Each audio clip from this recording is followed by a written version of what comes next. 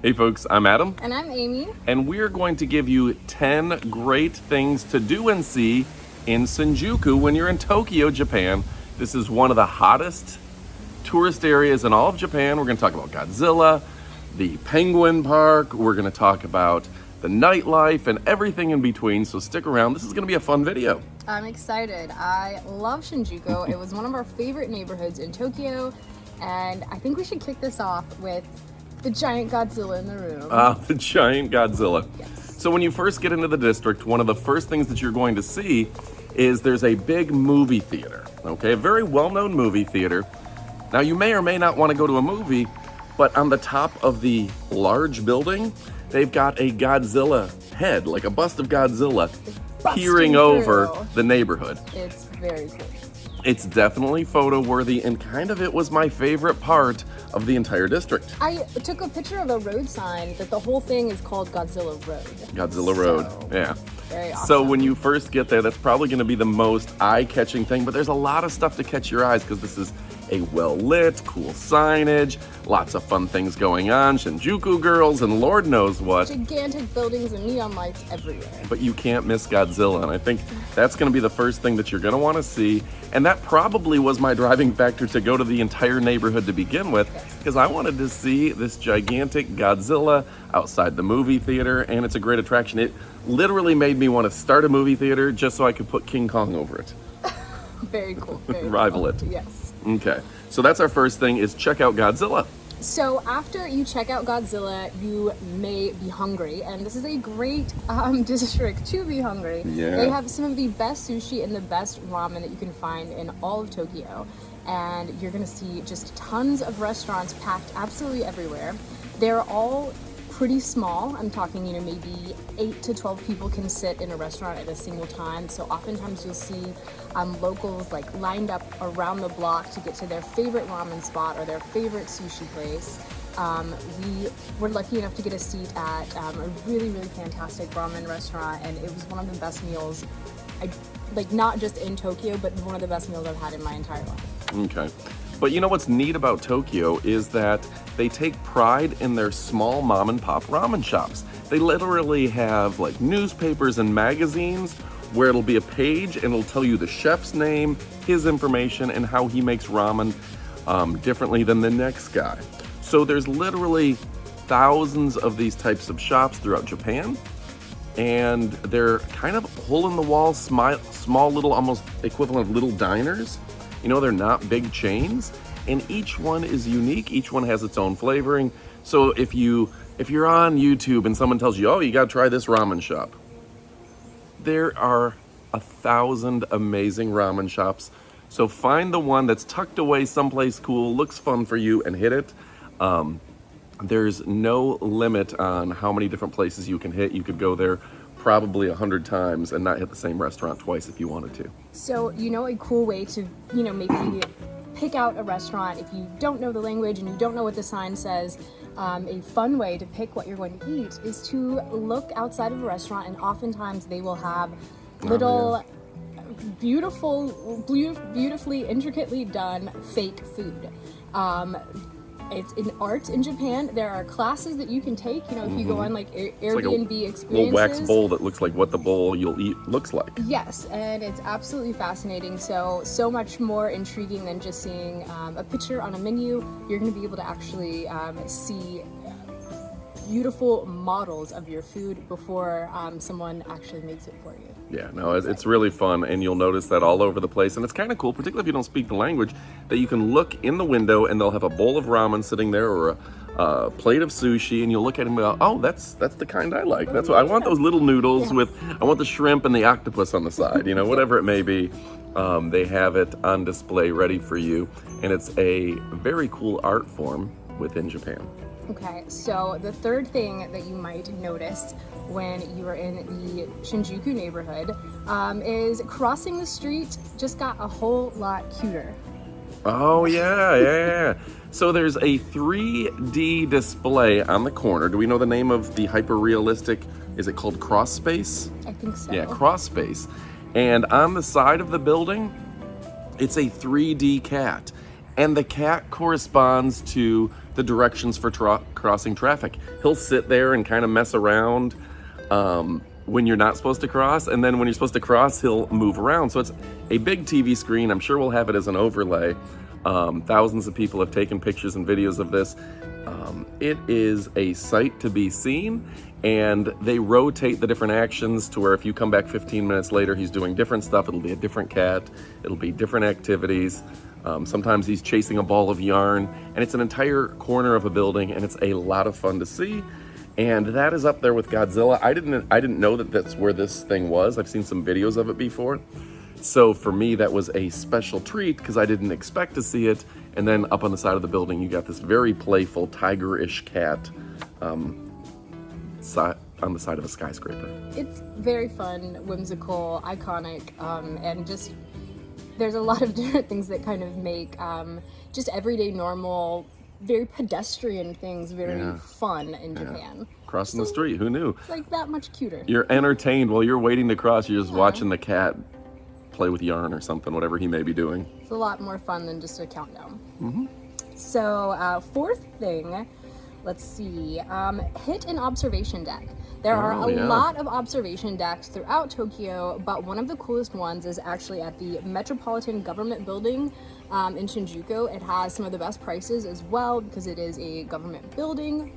It's really, really fun to get a bird's eye view of Shinjuku, really of anywhere in Tokyo, because it's such a huge city, the biggest city in the world, and so you can imagine all of the lights, seeing a sunset, or just seeing everything on a clear day. It's absolutely incredible. Sometimes you're even able to see Mount Fuji if you know the conditions are right. Yeah, and if you get a chance, obviously go outside the district and hit some of those other observation decks. Tokyo Tower is beautiful, and there's a lot of different areas. Or even get your hotel room on a high floor in a skyscraper to where you are living that experience. That is one of the few times in my life that I've been in a really, really huge city. So that was really cool for me to just understand the enormity of Tokyo, is when you get to see it from above and just see how huge it is, how big the buildings are, and how many people and lights are just all around. It was really, really fun. And I think one of the things about the observation decks is you can really see how much they've incorporated nature into the city. So the parks and things, as well as mountains in the background, that sort of thing, that you're not going to get in every big city, in every observation deck. That is true. And that also brings us to a next thing that you can do in Shinjuku is hit a park. Shinjuku Park in particular, and especially in the springtime, check out the very, very iconic, beautiful, and oh so fragrant Japanese cherry blossoms. So Shinjuku Park, absolutely gorgeous, one of the nicer parks in the area. So if you're looking for a good place to relax and just see a little bit of nature, some Japanese cherry blossoms in the right time of year, etc., it's just a beautiful park to go to. So that's worth your time. I agree. Another park, while we're talking about parks, a very iconic park in Shinjuku is the Sukiya Penguin Park. You love that one. I think it's cute. The Sukiya is kind of your subway and way to pay, and tap to pay in Japan, and their logo is a cute little penguin, and in this park they have brass, or probably brass, I'm assuming, like brass statues of penguins, like real life size, and they are absolutely adorable. A fun photo opportunity, and also just a beautiful park to relax and unwind. It's right after you get off of the subway station, so if you've been underground and on a train for a while, it's a really nice place to have a picnic, lunch, or just get some fresh air. As we mentioned in a previous video, make sure to click subscribe so you can see all of our videos about Japan, Thailand, Costa Rica, and everything in between. You'll note that you're not supposed to eat on the subway, on the Metropolitan, things like that. So it's kind of cool that the Metropolitan Transit, is my understanding, put together a park for you to have lunch before or after you're on the train. And it's kind of at the end of the train line, so that really does help out there and give you a place that you can just relax, have your lunch, not bother anyone, and then get on the train. And there's a lot of cool street vendors in the area, so grabbing something and eating it at the park, just make sure that you're prepared to carry your trash home, because there are not trash cans at the park. Good point. Good point. Okay, so next you can hit a vending machine store, which Vending machine stores, I think in the United States, we would think of vending machines as specifically places where you get a snack, a candy bar, a bag of chips, maybe a drink. But in Japan, they are so much more than that. Yeah, they call them a capsule store. Some of them are owned by Capcom, the gaming company. So it's little capsules that will have a gift or a prize, candy in it. It could be a Kit Kat, or it could be a little action figure. It could be a Kanokuman. It could be a lot of different things. But you put your coin in, turn it, and it's like those little capsules that you would get at like the grocery store when you were a kid that might have a Super Ball in it. They've got just hundreds and hundreds of these capsule machines available for you, and we've got plenty of overlays. When I was there, I went ahead and I took so much video for reels of these stores, and I probably took too much, but there were so many weird things. Like, it was like, would you like a tiny airplane, or would you like a version of airplane food, or a piece of sushi? Like, they had literally 4 stories, hundreds and hundreds of these little vending machines. They were fantastic. And they're very collectible, like you said, sort of like when you're a kid and get a little toy or something, it's almost like a series, like you want all of the Happy Meal toys. Yeah. That's kind of how these capsule stores are. You want to collect all 5 things, or all 6 things. Yeah. All right, folks, and for anyone who's new to the channel, make sure you go ahead in the comments below. The first comment will likely be pinned, and I try to do like a giveaway or some sort of cash prize each month is the goal. So look to see, I think the month that we recorded this, it said we're going to give away some money if we hit 150,000 subscribers. But look below at that pinned comment to see what the active promotion or what we're doing, because we want more subscribers. We want you to join us. We want you to leave comments, so please do that as well. We've got a lot of fun travel planned, including Thailand, Japan, Vietnam coming up again. We are going back to Cancun. We just went to Costa Rica. And of course, we're doing Tampa on a Tankful. France, Italy, and Spain coming up in a few weeks. Yeah, I forgot. That's in less than a month. Yeah. So make sure you, and cruises. Yes. Tampa's getting some of the largest ships in the world are going to come through after they've redone the ports. And we're doing a Virgin cruise with Virgin Voyages, thanks to Richard Branson. Did you know that Virgin Voyages started, I believe, in 2020 or 2019? It's that recent. It was new. I knew it's that recent. Wow, that's crazy. So we were one of the first people to do a review of the Scarlet Lady. I still think about it being like 2021, or like it doesn't seem that long ago at all. That's crazy. All right, so what do we have next? Okay, so next you could hit up Don Quijote. Don Quijote, the man of the mancha? Yes, for a little bit of shopping. Don Quijote is a really, really fun mega store in Japan. Well, there's a few in Hawaii, some in Thailand, they're throughout Asia, but some of the biggest ones are in Tokyo.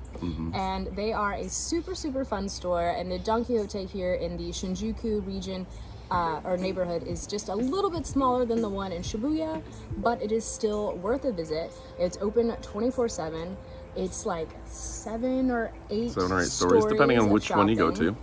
Of course, if you bring your passport and you check out on a certain floor, you can get this tax-free and get all of your souvenirs. We picked up a lot of Kit Kats, of all flavors. I picked up some of my favorite skincare products. Yes. Some the entire floor for pharmacy. Yes, like some nice J-Skin products that are just quickly becoming my favorite. I've got to get back to Japan and stock up before before I run out. But incredible prices on everything, and some really fun food as well that you can grab. So some of the overlays you'll see maybe from the Don Quijote store that's in the main Shibuya district, maybe some from the Shinjuku district, but it's a really fun store. Locals call it the Donkey Store, or at least probably tourists call it the Donkey Store.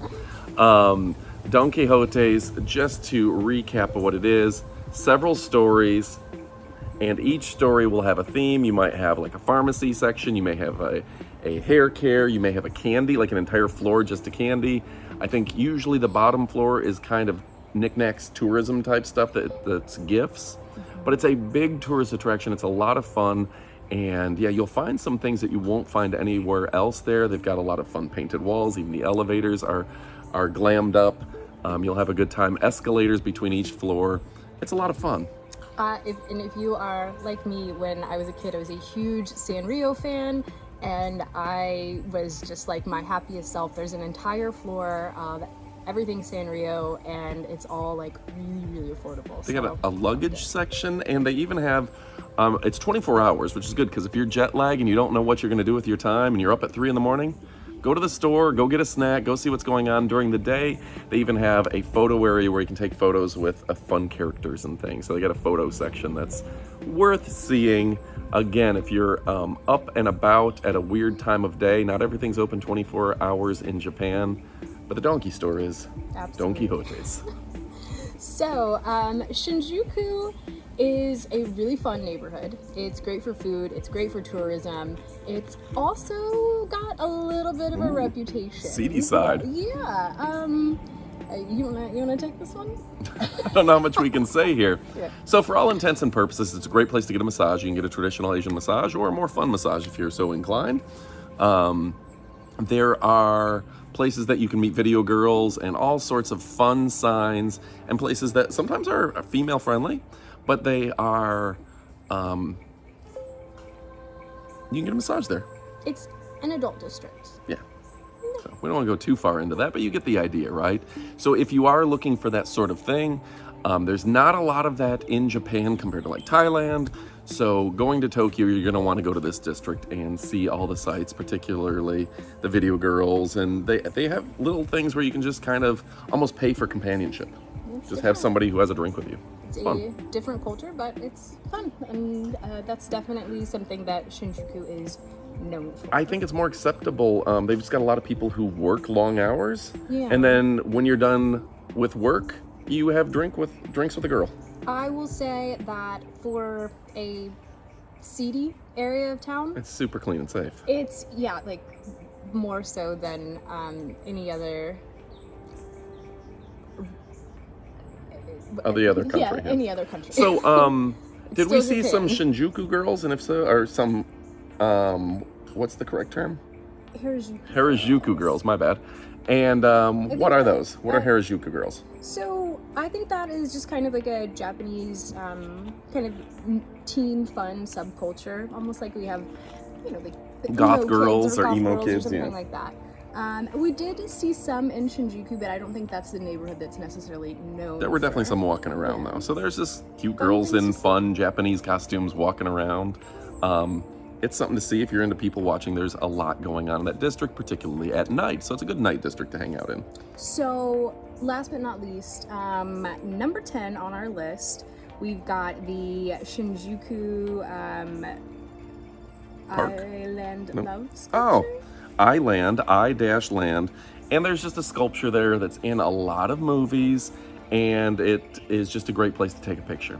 So I-land, it's the love sculpture. We'll hopefully put at least a still picture of it on screen, but it's a good place, and it's in a lot of movies, particularly Japanese movies, very famous spot for sightseeing and photography. So if you get a chance, there's some good shopping in that area as well.